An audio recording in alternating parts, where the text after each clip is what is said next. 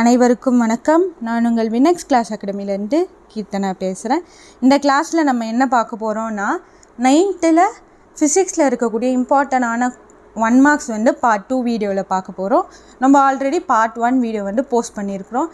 இன்னும் நம்ம part 1 video யார் செக் பண்ணலையோ நம்ம பிளேலிஸ்ட் க்ரியேட் பண்ணியிருக்கிறோம், அதில் போய் செக் பண்ணிக்கோங்க. இது கண்டிப்பாக வரக்கூடிய மெட்ராஸ் ஹைகோர்ட் எக்ஸாம் ஆகட்டும், இல்லைனா குரூப் 4 எக்ஸாம், எல்லா எக்ஸாமுக்கும் ரொம்ப ரொம்ப யூஸ்ஃபுல்லாக இருக்கும். இன்னும் நம்ம சேனலை யாரும் சப்ஸ்கிரைப் பண்ணலையோ சப்ஸ்கிரைப் பண்ணி வச்சுக்கோங்க. அப்போ தான் நம்ம தொடர்ச்சியாக போடக்கூடிய வீடியோஸ் உங்களுக்கு நோட்டிஃபிகேஷனாக சேரும். போன வருஷம் நடந்த மெட்ராஸ் ஹைகோர்ட் எக்ஸாமில் நிறைய கொஸ்டின்ஸ் சயின்ஸில் எந்த டாப்பிக்கில் கேட்டிருந்தாங்கன்னா ஃபிசிக்ஸில் தான் கேட்டிருக்கிறாங்க. அதனால் நம்ம என்ன பண்ணணும், இந்த ஃபிசிக்ஸ்க்கு இன்னும் கொஞ்சம் இம்பார்ட்டன்ட் கொடுத்து நம்ம படிக்கணும். அப்போ ஃபஸ்ட்டு கொஸ்டின் பாருங்கள். மின் ஆற்றலை இயந்திர ஆற்றலாக மாற்றுவது எது அப்படின்னா, எதை மாற்றுகிறது அப்படின்னா மோட்டார் தான் மின் ஆற்றலை இயந்திர ஆற்றலாக சேஞ்ச் பண்ணும், மாற்றும். நெக்ஸ்ட்டு ஒரு மின் ஏற்றி அப்படின்றது என்ன அப்படின்னா, இயந்திர ஆற்றலை மின் ஆற்றலாக மாற்றுவது தான் என்னது, ஒரு மின் ஏற்றி. ஆப்ஷன் டி தான் அதுக்கான கரெக்டான ஆன்சர்.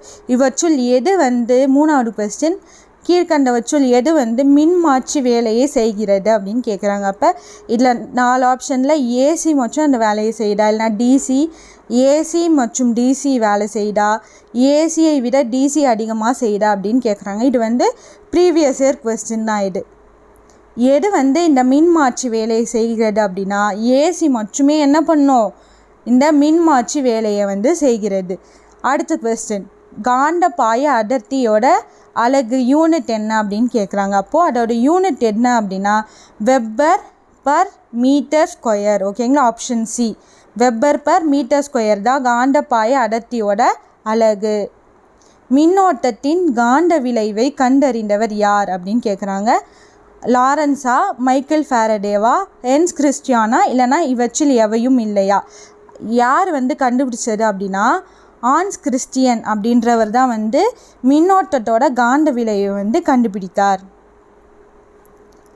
மைக்கேல் ஃபாரடேயோட கண்டுபிடிப்புகள் என்ன அப்படின்னு கேட்குறாங்க. அப்போது என்ன மைக்கேல் ஃபாரடே கண்டுபிடிச்சார் அப்படின்னா, அடிப்படை மின்காந்த தூண்டல் அவர் கண்டுபிடிச்சார், டயா காந்தத்தன்மை அவர் கண்டுபிடிச்சார், நெக்ஸ்ட்டு மின் ஆற்ற பகுப்பு. அப்போ இவை அனைத்துமே மைக்கேல் ஃபாரடேயோட கண்டுபிடிப்புகள். அப்போது ஆப்ஷன் டி தான் இதுக்கான கரெக்டான ஆன்சர். 7வது கொஸ்டின், மின் மாற்றி அப்படின்றது என்ன அப்படின்னு கேட்குறாங்க. அப்போ மின் மாற்றின்றது என்ன அப்படின்னா, குறைந்த மின் அழுத்தம் இருக்குன்னா அதை என்ன பண்ணும், அதிகப்படுத்தும். அது மட்டும் இல்லாமல் அதிகமாக மின் அழுத்தம் இருந்துச்சுன்னா அதை குறைவுபடுத்தும். அப்போ இது 2 வேலையுமே பண்ணுது. அப்போது ஆப்ஷன் சி, ஏ மற்றும் பி, இது 2மே தான் இதுக்கான கரெக்டான ஆன்சர். இவற்றுள் பாராவைப்பு புலம் அதிகம் உள்ளது எதில் அப்படின்னு கேட்குறாங்க. சமதள ஆடி இல்லையா, குழி ஆடி இல்லையா, குவி ஆடி இல்லையா அப்படின்னு.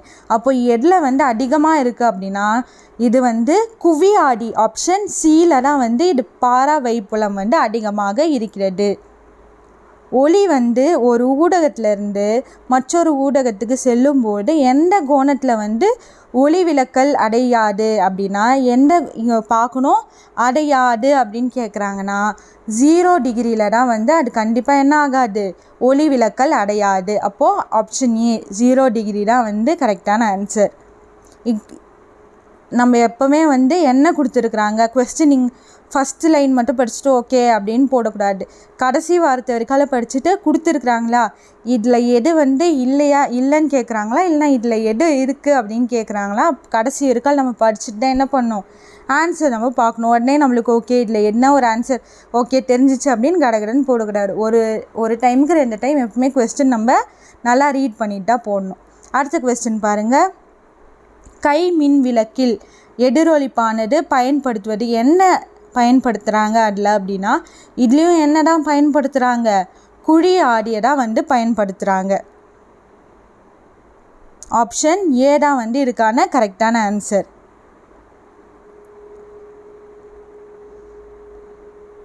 இதில் நம்ம குவி பார்த்தோம், இதில் குவி ஆடியை யூஸ் பண்ணுறாங்க. அடுத்தது இதில் என்ன ஆடி யூஸ் பண்ணுறாங்க, கை மின் விளக்கில் குழி ஆடியை யூஸ் பண்ணுறாங்க. அடுத்தது பெரிய மாய பிம்பங்களை உருவாக்குவது என்ன அப்படின்னு கேட்குறாங்க. பெரிய மாய பிம்பங்கள் எது உருவாக்குது? குழி ஆடி தான் வந்து, குழியா குவியா அப்படின்னு டவுட் வரும். குழி தான் வந்து உருவாக்கிறது. அப்போ குழி ஆடி, ஆப்ஷன் பி தான் வந்து இதுக்கான கரெக்டான ஆன்சர். அடுத்த கேள்வி, எதிரொலிப்புக்கும் பகுதி வெளிப்புறமாக வளைந்து இருப்பதின் அது எது? எதிரொலிப்பு பகுதி வந்து எப்படி இருக்குமா? வெளிப்புறம் வந்து வளைந்து இருக்கும். அது எது அப்படின்னு கேட்குறாங்க. அது எதில் வளைந்து இருக்கும்?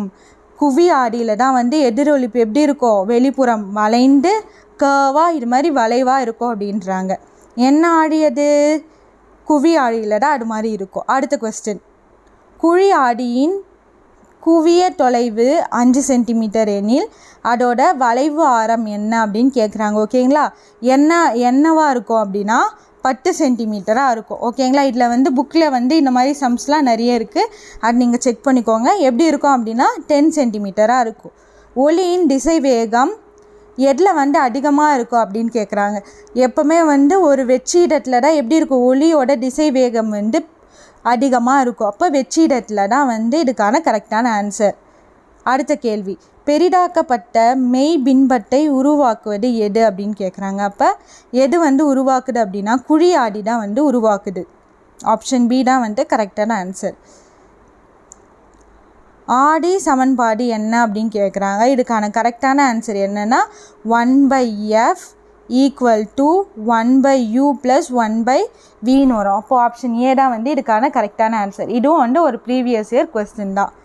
போக்குவரத்து பாதுகாப்பு கருவியாக சாலையில் பயன்படுத்தப்படும் ஆடி என்ன ஆடின்னு கேட்குறாங்க. என்ன ஆடி வந்து போக்குவரத்தில் யூஸ் பண்ணுறாங்க? குவி ஆடி தான் வந்து யூஸ் பண்ணுறாங்க. ஆப்ஷன் ஏ தான் வந்து இதுக்கான கரெக்டான ஆன்சர். வெற்றிடத்தில் ஒளியோட வேகம் எப்படி இருக்குமா? எவ்வளோ இருக்கும்? ஏறத்தாழ 3 லட்சம் km/வினாடி வரைக்கும் வெற்றிடத்தில் தான் எப்படி இருக்கும்? அதிகமாக இருக்கும். அதில் வந்து எவ்வளோ வேகமாக இருக்குமா? 3 லட்சம் km/வினாடி வேகத்தில் அது வந்து ஒளியோட வேகம் போகும் அப்படின்றாங்க. ஒளியியலின் தந்தை யார் அப்படின்னா, யார் தந்தை?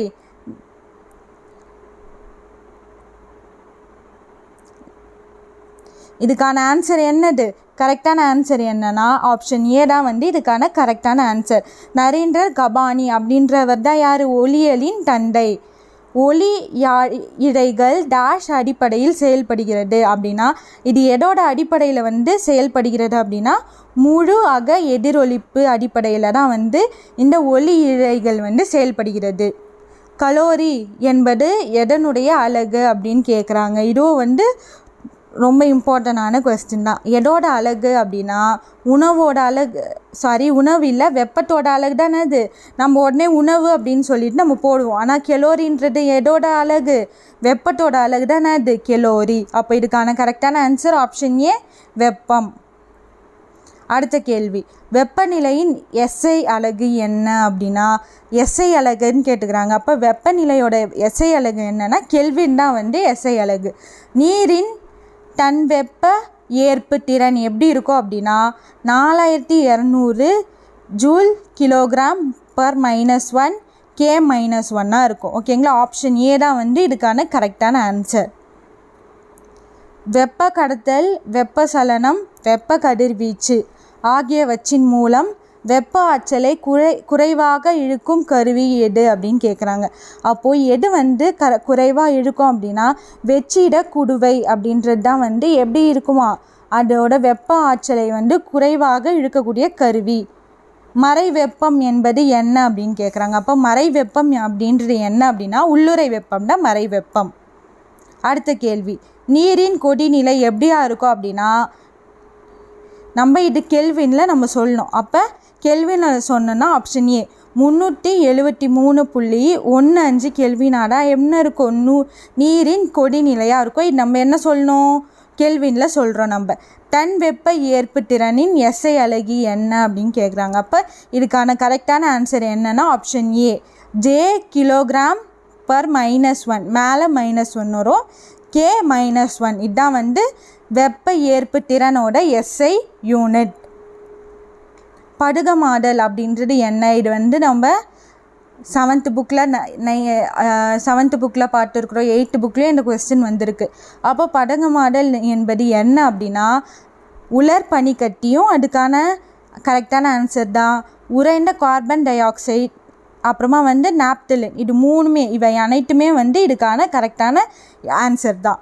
இசை கச்சேரியில் வந்து ஜால்ரா என்னும் இசைக்கருவியை வந்து இசைக்கும்போது என்ன நடக்குது அப்படின்னு கேட்குறாங்க. என்ன நடக்கும் அப்படின்னா அதில் வந்து உலோகத்தகுடு தான் வந்து அதில் நடக்கக்கூடிய விளைவு. ஒரு அலையின் வேகம் வந்து 340 மீட்டர் பர் வினாடியாக இருக்குது. அதோட அதிர்வெண் வந்து 1700 ஹெர்ட்ஸாக இருக்குது. அதோட அலைநீளம் எப்படி இருக்கும் அப்படின்னா இதுக்கான கரெக்டான ஆன்சர் என்னென்னா 20 சென்டிமீட்டராக தான் இருக்கும் அதோட அலைநீளம். செவி உணர்வு ஒலியின் ஏற்படும் அதிர்வுகளின் பெரும வேகம் கீழே கொடுக்கப்பட்டுள்ளவற்றில் எதில் வந்து பயணிக்கும்போது ஏற்படும் அப்படின்னு கேட்குறாங்க. எதில் பயணிக்கும்போது ஏற்படும் அப்படின்னா கண்ணாடியில் வந்து அது பயணிக்கும்போது தான் என்ன ஏற்படுமா, இந்த செவி உணர்வு ஒலியினால் ஏற்படும் அதிர்வுகள் வந்து அதிகமாக இருக்கும் அப்படின்றாங்க. டேஷ் ஒலி அலைகள் வேகமாக பயணிக்கும். எதில் வந்து ஒலி அலைகள் வந்து வேகமாக பயணிக்கும் அப்படின்னா திட பொருளில் தான் வந்து அதிகமாக பயணிக்கும். ஆப்ஷன் சி தான் வந்து இதுக்கான கரெக்டான ஆன்சர். ஹார்மோனியத்தில் உண்டான இசை குறிப்பின் சுருதியை குறைக்கும்போது அதன் அலைநீளம் வந்து எப்படி ஆகும் அப்படின்னு கேட்குறாங்க. அப்போது நம்ம அது குறைக்கும்போது அதோட அலைநீளம் எப்படி இருக்குன்னா அதிகரிக்கும். வெவ்வேறு சூழ்நிலையில் நெட்டலை மற்றும் குறுக்கு அலைகள் இவற்றில் எடை கொண்டு உருவாக்கப்படுகிறது அப்படின்னு கேட்குறாங்க. அப்போ இந்த நெட்டலையும் இந்த குறுக்கலையும் எடை வச்சு இது பண்ணுறாங்கன்னா தொலைக்காட்சி அலைப்பரப்பு வச்சு தான் வந்து இதை வந்து உருவாக்க முடியும் அப்படின்றாங்க. அதிர்வெண்ணின் எஸ்ஐ அலகு என்ன அப்படின்னா ஹெர்ட்ஸ் தான் வந்து இதுக்கான கரெக்டான ஆன்சர். Option A. இதுவும் ரொம்ப ரொம்ப இம்பார்ட்டண்டான கொஸ்டின், நிறைய டைம் கேட்டிருக்கிறாங்க. நம்ம மனிதன் வந்து கேட்கக்கூடிய ஒலியோட அதிர்வெண் என்ன அப்படின்னா எவ்வளோ நம்ம கேட்க முடியும் அப்படின்னா 20 ஹெர்ட்ஸ்லேருந்து 20,000 ஹெர்ட்ஸ் வரைக்கும் நம்மளால் கேட்க முடியும். இதுக்கு குறைவாக கேட்க முடியாது. அதே மாதிரி இதுக்கு அதிகமாக இருக்கக்கூடிய ஃப்ரீக்வன்சிலையும் நம்மளால் கேட்க முடியாது. அப்போ 20லேருந்து 20,000 ஹெர்ட்ஸ் வரைக்கும் இருக்கக்கூடிய அதிர்வெண்ணை வந்து நம்ம என்ன பண்ண முடியும், கேட்க முடியும்.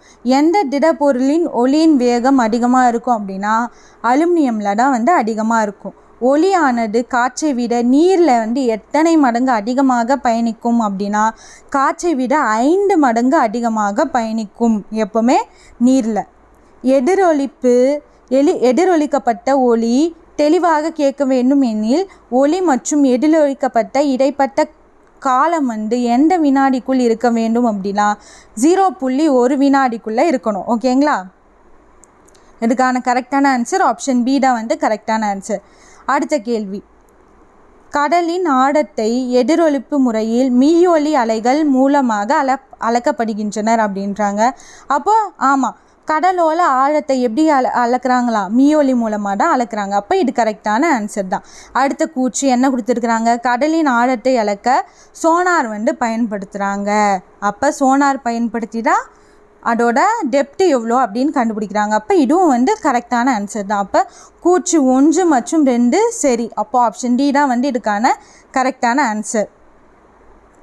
அடுத்த கேள்வி, சூரிய மைய கொள்கையை முன்மொழிந்தவர் யார் அப்படின்னா நிக்கோலஸ் கோபர்நிக்கஸ் அப்படின்றவர் தான் வந்து சூரிய மைய கொள்கையை முன்மொழிந்தவர். இவற்றில் எது வந்து வெளிப்புற சூரிய மண்டலத்தில் உள்ள கோள் அல்ல அப்படின்னு கேட்குறாங்க. அப்போ எது அப்படின்னா புதன் தான். ஏன்னா அது வந்து எப்படி இருக்குது, உள்ளவே இருக்குது. அது வந்து வெளியே இருக்கக்கூடிய கோள் இல்லை, அது வந்து உள்ளவே சூரியனுக்கு என்னது பக்கத்துலேயே இருக்கக்கூடிய கோள் தான் புதன். அப்போ அது தொலைவில் இல்லை, பக்கத்துலேயே இருக்குது அப்படின்னு சொல்லிட்டு சொல்லலாம். நம்ம இந்தியாவின் முதல் செயற்கைக்கோள் இது எல்லாருக்குமே தெரியும். என்னது இந்தியாவின் முதல் செயற்கைக்கோள்? ஆரியபாட்டா தான் வந்து இந்தியாவோட முதல் செயற்கைக்கோள். நமக்கு அடுத்த கொஸ்டின் கூற்று கொடுத்துருக்காங்க. நமக்கு அருகாமையில் உள்ள விண்வெளி திரள் வந்து ஆன்டிரோமிடா அது வந்து சரிதான். அதுக்கப்புறமா அது வந்து எவ்வளோ தொலைவில் இருக்கா, 1.5 மில்லியன் ஆண்டு தொலைவில் இருக்குன்றாங்க. அது தவறு. ஓகேங்களா? 2.5 தான் வந்து 5 மில்லியன் ஆண்டுகள் தொலைவில் இருக்குது. அப்போது 1 வந்து சரி, 2 வந்து தப்பு. அப்போது ஆப்ஷன் ஏ தான் வந்து கரெக்டான ஆன்சர். பூமியின் சுழற்சி காலம் என்ன அப்படின்னு கேட்குறாங்க. இது தோராயமாக நம்ம என்ன பண்ணணும், மினிட்ஸில் கூட நம்ம சொல்லணும். இந்த ரீசன்னால் தான் நம்மளுக்கு என்ன வருது, February மாதம் லீப் இயரில் 29 நாட்கள் வருது. என்னென்னா பூமியின் சுழற்சி காலம் 23 மணி 56 நிமிடம். ஓகேங்களா, ஒரு நாள்லேருந்து 4 நிமிஷம் சேர்த்து 4 வருடங்கள் என்ன ஆகுது, ஒரு நாள் ஆகுது. அதனால தான் என்ன ஆகுது, லீப் இயர் அப்படின்னு சொல்லிட்டு 4 வருஷத்துக்கு ஒரு டைம் நம்ம கொண்டாடுறோம். சூரியனுக்கு மிக அருகில் உள்ள கோள் எது அப்படின்னா புதன் தான் வந்து மிக அருகில் உள்ள கோள் அப்படின்னு சொல்லிட்டு சொல்கிறாங்க. காஸ்மிக் ஆண்டு என்பது பூமிக்கு வந்து எத்தனை கிலோமீட்டர் வேகத்தில் வந்து பால்வெளி வீதியை சுற்றி வர எடுத்துக்கொள்ளும் கால அளவு அப்படின்னு கேட்குறாங்க. அப்போது எவ்வளோ அப்படின்னா 250 கிலோமீட்டர் வேகத்தில் வந்து சுற்றி வருது அப்படின்றாங்க. நம் சூரிய குடும்பத்தில் எத்தனை கோள்கள் இருக்குது? இப்போது வந்து 8 கோள்கள். இதுக்கு முன்னாடி 9 இருந்துச்சுன்னாங்க, ப்ளூட்டோ வந்து இல்லை. அதனால் இப்போ வந்து எவ்வளோ இருக்குது, 8 கோள்கள் நம்ம சூரிய குடும்பத்தில் இருக்கிறது. அப்போ 8 தான் வந்து கரெக்டான ஆன்சர். முப்பட்டகம் ஒன்றின் வழியே ஒளிக்கற்றை பாயும்போது அது என்னவாகும் அப்படின்னா அது விலகம் அடைகிறது மற்றும் நிறப்பிரிகை அடைகிறது. அது வந்து எப்படி ஆகுதா, அந்த இதுலேருந்து விலகி போடு. அது மட்டும் இல்லாமல் நிறப்பிரிகையும் வந்து நடக்குது அப்படின்றாங்க. திடப்பொருள் இதுக்கான ஆன்சர் என்னன்னா ஆப்ஷன் பி. திடப்பொருளில் இருக்கக்கூடிய ஒளியின் திசை வேகம் வந்து திரவத்தில் உள்ள திசை வேகத்தை விட குறைவாக இருக்குமா, அதிகமாக இருக்குமா, சமமாக இருக்குமான்னு கேட்குறாங்க. அப்போ இது எப்படி இருக்கும்னா திடப்பொருளில் ஒளியோட திசை வேகம் வந்து திரவத்தில் உள்ள திசை வேகத்தை விட எப்போவுமே அதிகமாக தான் இருக்கும். அப்போ ஆப்ஷன் பி தான் வந்து கரெக்டான ஆன்சர். இதுவரைக்கும் நம்ம வந்து என்ன பார்த்துருக்குறோம், ஃபிசிக்ஸில் இருக்கக்கூடிய இம்பார்ட்டண்டான 1 மார்க்ஸ், கெமிஸ்ட்ரியில் வந்து பார்த்துருக்குறோம். நெக்ஸ்ட்டு வந்து நம்ம பயாலஜியில் இருக்கக்கூடிய இம்பார்ட்டண்டான 1 மார்க்ஸ் வந்து அடுத்த வீடியோவில் பார்க்கலாம். இது வரைக்கும் நம்ம சேனல் யாரை சப்ஸ்கிரைப் பண்ணலையோ சப்ஸ்கிரைப் பண்ணி வச்சுக்கோங்க. அப்போ தான் நம்ம தொடர்ச்சியாக போடக்கூடிய வீடியோஸ் வந்து உங்களுக்கு நோட்டிஃபிகேஷனாக வந்து சேரும். நன்றி, வணக்கம்.